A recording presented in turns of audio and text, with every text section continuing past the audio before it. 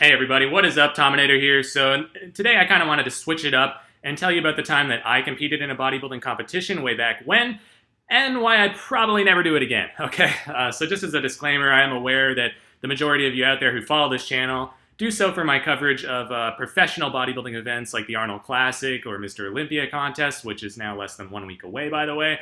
But like I mentioned in my previous video, I really don't have much else to say about the 2018 Olympia until it actually gets underway. So this is just to kind of, fill in the time until then. So if you're not interested in this topic at all, it's cool. I totally get it. And you can go ahead and click away now, but hopefully you'll tune back in again next weekend. Now, for those of you guys still here, I did in fact compete one time back in 2008. So that was a little over 10 years ago. I would have been about 21. But unfortunately none of the pictures or videos survived, so I don't have anything to show you, but I do still have the trophy at least. And here it is. Let me show you this beauty. Now, honestly, this was probably the best part of the whole experience because it is a pretty kick-ass trophy, right? I mean, whoever designed the sculpture for this thing deserves some mad props because it's like the structure and aesthetics of Frank Zane combined with the mass and muscle bellies of Phil Heath. So you've got the best of both worlds right here, and it's like a mixing of the old school plus the new. And I tell you what, if somebody with this physique showed up at the Olympia this year, he'd probably win, man. I mean, look at the waistline, the tiny-ass joints, the massive round arms, the thick pecs. Then you turn them around and bam, that back is insane, bro. Look at the spinal erectors down here, the traps, the calves even.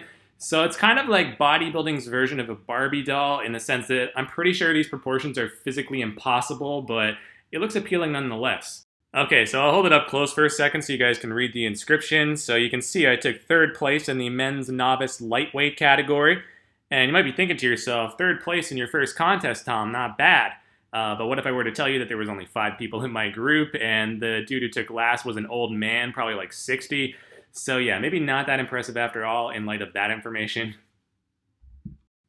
So I was only about 155 pounds at 5'8", and I probably could have been even another 5 pounds lighter than that at least, because my conditioning wasn't where it needed to be. So had I come in just a little tighter, I think I could have easily snagged that second place because the guy in front of me really didn't have anything on me other than that. Although the guy who took first, he did have a little more muscularity than the rest of us, so I don't think I could have won. But in any case, I honestly didn't really know what I was doing, guys, being my first time around and all. So my prep kind of sucked, and I was holding all kinds of water.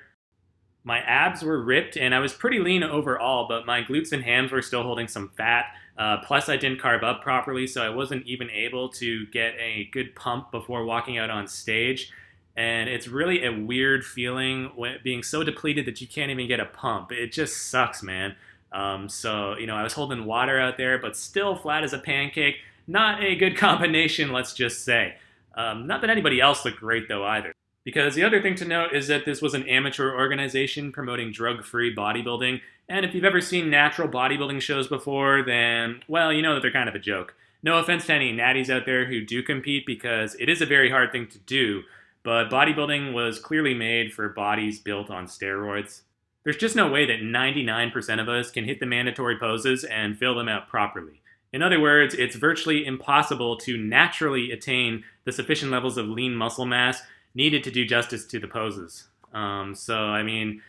Maybe you can get by doing a side tricep or an ab and thigh, perhaps even a side chest if you have a good set of pecs. But for the most part, most of us natties are going to look like crap up on stage. So here's the deal, guys. It's one thing to look good posing by yourself in the bathroom mirror or in the gym locker room when you've got a sick pump and you're only focusing on a couple of key body parts. It's an entirely different animal when we're talking about standing up on stage under those bright lights and some skimpy-ass posing trunks by yourself, fully exposed for everybody to see. I mean, you see this shit even in the pro ranks where all these guys look amazing in their progress pics, and then come the day of the show, most of them look much worse. So it was definitely a humbling experience, that's for sure.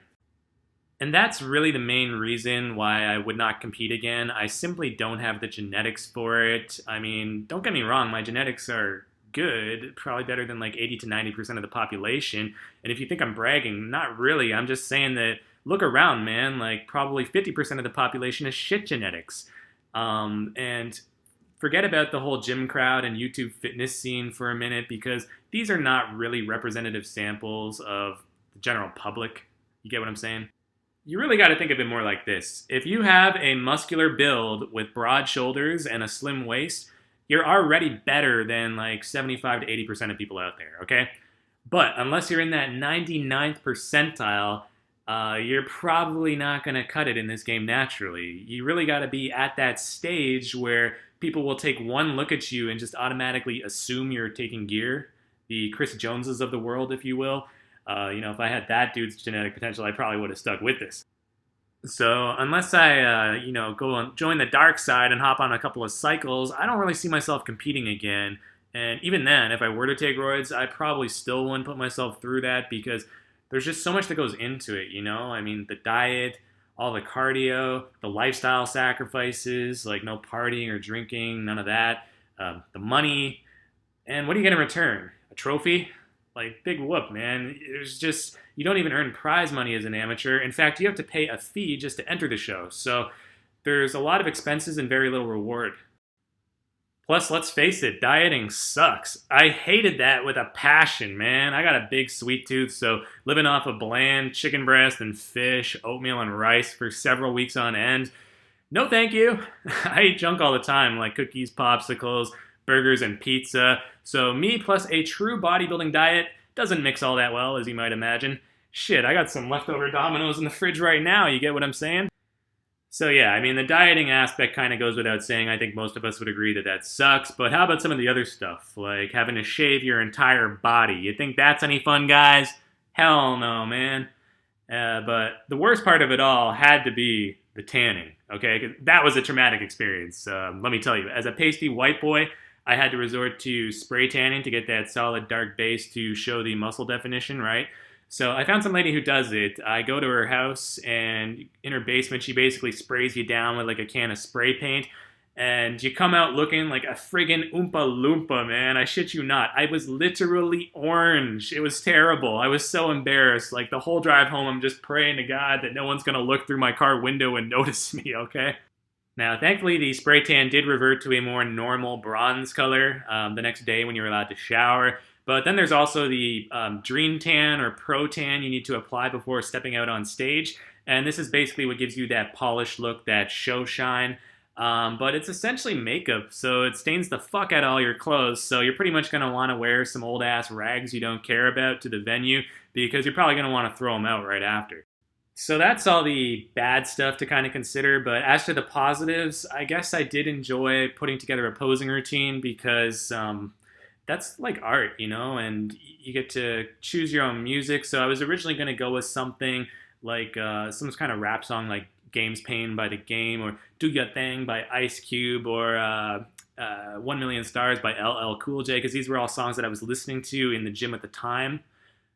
But as it drew closer to the day of the show, I realized I didn't really have the type of physique to go along with a hard banging beat like that, so I kind of reassessed, and I ended up going with a more obscure atmospheric track. I believe it was called One by Hoover Phonic.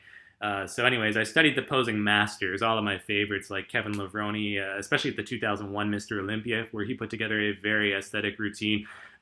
Sean Ray, of course, Flex Wheeler. So I kind of tried to copy a lot of their moves and transitions. And to that end, I do feel like I was fairly successful. But at the same time, I obviously didn't have the level of physique that I would have liked out there, right? So yeah, bottom line is that I tried it, but it just wasn't really for me. I feel gotta have top tier genetics to make it in this game, especially as a natural. And I frankly do not. So that's what it is. I guess another analogy to give you would be like, I'm really good at Halo, for instance, on the Xbox, and I will own pretty much 90% of players out there at like Halo 3, Halo 2, Halo Reach. But at the same time, I'm not a pro, right? I'm not MLG. So if I go up against players like that, I'm going to get my ass handed to me, and I know it. So there's kind of like this vast gulf between, like the really good players and the pros, like the best of the best. And that applies to bodybuilding as well, just as it does to every other sport. So anyway, guys, that's my story about competing. Hopefully it wasn't too discouraging, but I'm just trying to keep it real with you and be honest. But anyway, stay tuned for the next couple of weeks because I plan on releasing a ton of new videos to cover the 2018 Mr. Olympia once I'm back from Vegas. But until then, I'm the Tominator signing off, and I'll be back.